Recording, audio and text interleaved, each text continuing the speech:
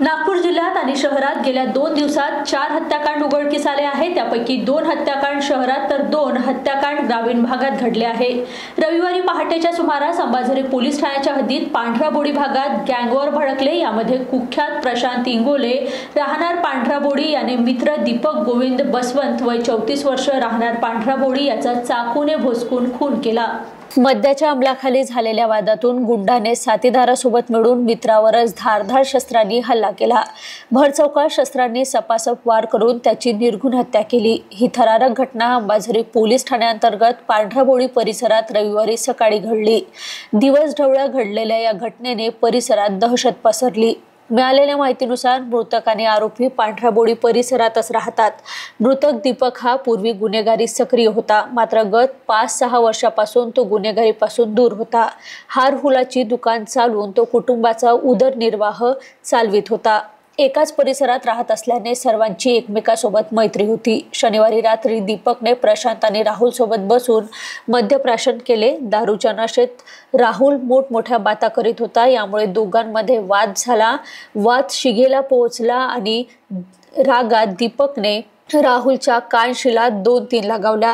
वाद चिघळताना पाहून प्रशांत परिसरातच लोकांची मध्यस्थी करत त्यांच्यातील वाद मिटवला। त्यानंतर दीपक घरी गेला, मात्र राहुल आणि प्रशांत तेथेच दारू पीत बसले। राहुलला भीती होती की दीपक त्याचा गेम करू शकतो, त्यामुळे त्याने प्रशांत रोशन आणि गजानन सोबत मिळून त्यालाच यमस्थानी पाठवण्याची योजना आखली।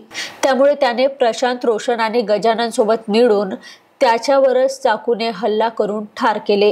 त्याच्यामध्ये जे प्रामुख्याने 4 आरोपी आहेत, त्याच्यामध्ये प्रशांत इंगोले, रोशन इंगोले, त्यानंतर गजानन शनेश्वर आणि छोटू सुरवंशी म्हणून असे 4 आरोपी आहेत। त्याच्यापैकी 2 आरोपी सध्या आपल्या ताब्यामध्ये आहेत।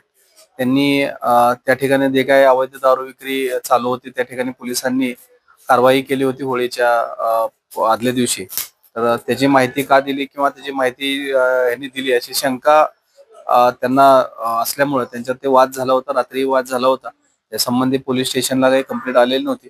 सकाळी त्यांच्यात पुन्हा वाद झाला आणि त्या ठिकाणी जो व्हिक्टिम मृतक आहे दीपक बसवंते, बबल्या बसवंते, तर त्याचा त्यात मृत्यू झालेला आहे। आणि जो मृतक आहे त्याच्यावर ह्यापूर्वी गुन्हे दाखल आहेत, त्याच्यावर 8 गुन्हे दाखल आहेत। त्याच्याही 2016 मध्ये तोही तडीपार होता। असा जो मृतक सुद्धा क्रिमिनल रेकॉर्ड आहे आणि हे जे 4 आरोपी आहेत त्यांचे सुद्धा क्रिमिनल रेकॉर्ड आहे। त्याच्या संबंधी त्याच्यावरती जो आहे त्याच्या जोडीदाराचं त्या ठिकाणी अवैध होतं आणि त्याचाही त्या ठिकाणी बाजूला जो काय दारूचा पूर्वी त्यांच्यावरही केसेस झालेले आहेत।